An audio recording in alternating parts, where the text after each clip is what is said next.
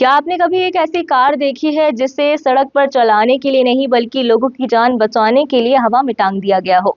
देवास के कलवार घाट में रात होते ही हेडलाइट की रोशनी में सामने दिखती ये जली और टूटी कार हर गुजरने वाले को चौंका देती है। पहली नजर में ये किसी डरावने फिल्मी सीन जैसी लगती है, लेकिन इसके पीछे छिपी है एक ऐसी कहानी जिसने इस खूनी घाट की तस्वीर बदलनी शुरू कर दी है।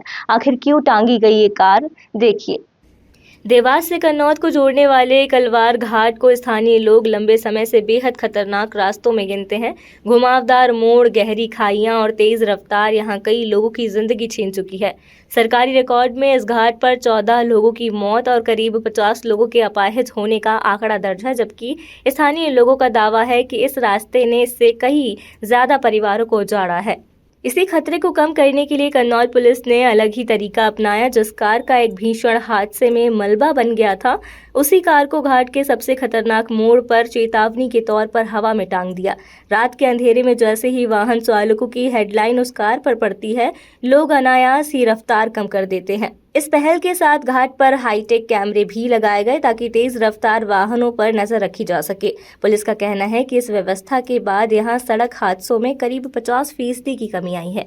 वर्ष 26 के प्रारंभ में ही ये एक अभियान के रूप में पुलिस अधीक्षक महोदय द्वारा हम सबको बताया गया था कि डीजीपी साहब का ये आशय है कि जो एक्सीडेंट में मृत्यु होती है और जो घायल होते हैं, दुर्घटनाएं होती हैं, उनको उनमें कमी लाना है।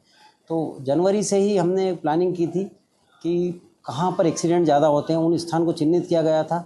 उन स्थानों को चिन्हित करने के बाद में वहाँ पर जागरूकता पैदा करने के लिए, लोगों में अवेयरनेस के लिए जो घटनाएं हुई थी वहाँ पर, उन घटनाओं में कितनी मृत्यु हुई थी, कितने घायल हुए थे, ये संख्या प्रदर्शित करके लगाया गया था।